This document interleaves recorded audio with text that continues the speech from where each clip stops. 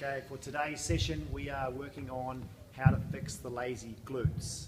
We've got a lot of people talking about lazy glutes and their glute muscles not firing and they're struggling to get them firing. So I'm going to show you 3 things today that I want you to work on to try and get those glutes firing. Now these exercises are not really glute strengthening, it's glute activation or firing them up. So it's stuff that you need to do pre-glute strengthening. You know, we do a lot of glute strengthening exercises with like one-legged squats and step downs and physio lunges and working on leg pressing and squats and deadlifts, lots and lots of glute work, but a lot of people are doing these exercises without their actual glute firing or working properly. So we're going to bring it back a stage and get you working on the firing or the activation level to get those lazy glutes actually working, so then when you go do these other high level exercises, they're working for you and your body's not compensating, or your back's not compensating, or your hamstrings are not compensating for the fact that your glutes aren't working, and you can get the most benefit out of those exercises. So let's start with the first one. My favourite one is actually a glute ham sort of leg lift. So what I want you to do is down onto your front, and with this one, what I want you working on is one side at a time. Very important that you work on one side at a time, not two. A lot of people have a lazy like left or lazy right glute, depending if they're left or right footed. And what you've really got to focus on is making sure you've got one hand on that glute. And we're talking about the glute max. Now remember, the glute max muscle, it works on demand. It's a very complex muscle, very powerful muscle, but it works on demand. It usually works when there's enough load, enough recruitment, then it'll fire up. So a lot of people, they'll raise their leg and their buttock, mine's actually working, but their buttock doesn't work, so they raise their leg and it's all floppy in here. Okay, so we've got to get that glute pre-firing by activating it and trying to get your brain switching it on. So what I want you working on is trying to make sure that your glute is fired before you raise your leg. So it's a leg raise, but let's walk you through it. First things first, you can't be in this extended position, otherwise your back's going to fire up all the time. You've got to be in neutral. So what I want you to do is make sure from here, you just do a little tilt back. So you're just flattening that curve out a bit from hyperextended to a bit of flat. And that means you have to bring your pelvic floor on to get your TA on, get that transverse abdominis working.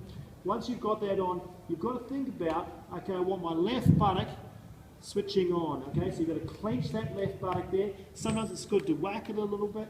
And from there, I want you just extending the hip, okay? It doesn't have to be far. Some people go a little too far and they start extending their back. So make sure that stays in neutral, keep that pelvic floor on, clench your buttock, extend your leg, alright? And you can hold it there for a good sort of 3 or 4 seconds to get that activation, even up to 10 to get more activation, more endurance in it, and then release and down. And I like to have my head here so I can concentrate, really think about it, pelvic tilt, pelvic floor on, TA on, clench my buttock, raise my leg, hold it there, get some really good activation, and down. And I'd work on about sort of 10 repetitions in a set, get a good 2 or 3 sets out before you move on to the next exercise. So that's your glute activation for prone glute ham raise. Really good exercise. The second one is going back to a little bit of Pilates, going into doing bridges. Now, listen, these are very low level exercises, but they're great for activation. They're great for getting those lazy muscles switched on, right? So when you're in this position, again, you're going to do a bridge. But a lot of people do this wrong. They go up there and they're using their back and using their hammies, and their buttocks still floppy and doing nothing. You've got to get that hip extended. And some people are so tight anterior in the front that they can't extend. So again, you've got to loosen that up to make sure that's nice and loose. But what I want you working on again is focusing on, I've got to do hip extension. My glute max is going to work in hip extension. So when I extend my hips, not when I extend my back. All right, so get that spine in neutral.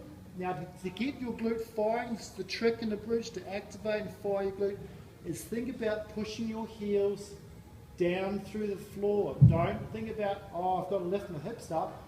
Push your heels down through the floor. And as you push down, my load is through the heels. I've got to clench my buttocks as though you're squeezing them together and extend the hip and push down at the same time. So I arrive there with my glutes on, my hammies are really working, but my back's really happy. And then lower down through your glutes and your legs so you arrive back in a neutral position. Now, to make that work harder, what I like to do is get a TheraBand around both knees here, so I'm pushing out against the band. All right? When I push out against the band, I'm going to fire my lateral rotators deep inside the hip to stabilise the hip. This is great for stabilisation and really good for working on your lateral rotators and your glute medius and that sort of thing. But this exercise here, if I fire my lateral rotators more, my glute max has got a better chance of firing because my hip's stable. Okay, so this exercise, you'll feel it burn more, and you think, oh, I'm working in here more, but it actually allows you to fire your glute max more. So from here, I'm pushing out against the band, I'm still parallel, and I'm going to push through my heels, clench my buttocks, and really squeeze through here, maximal squeeze through here, not through here, and then lower down to the floor.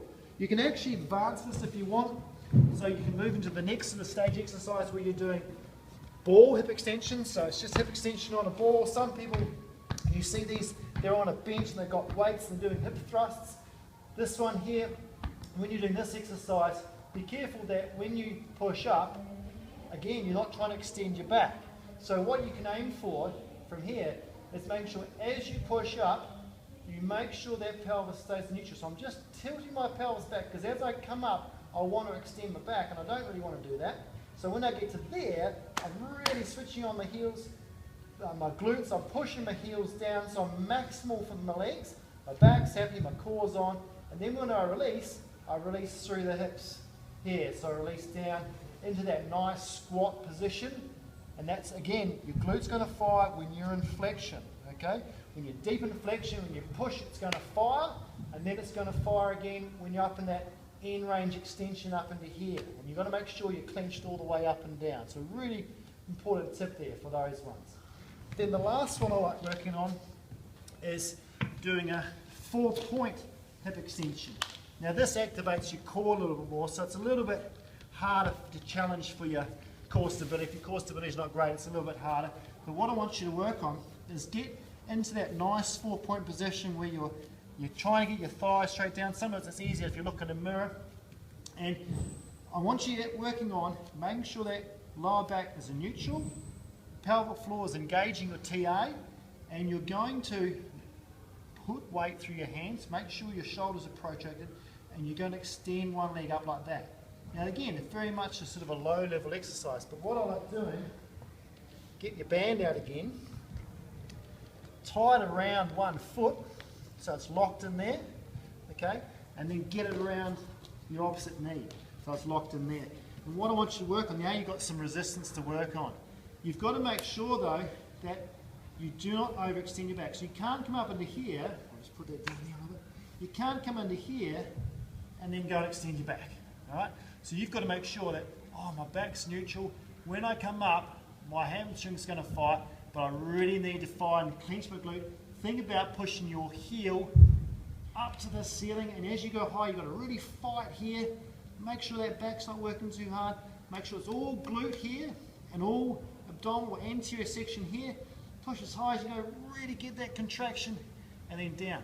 So it doesn't have to be a heavy load, and it's definitely not a heavy load like you would doing a squat or a deadlift, but you're getting really maximal workout on the glutes because you're contracting and squeezing as much as possible over a long period of time, over that sort of 10-second period. So work on those 3 exercises, and that'll start activating your glutes, stop you sort of having them too lazy when you do your normal exercise, and then you'll find that you'll get better control, better activation, and those strengthening exercises that use your glutes actually work for you.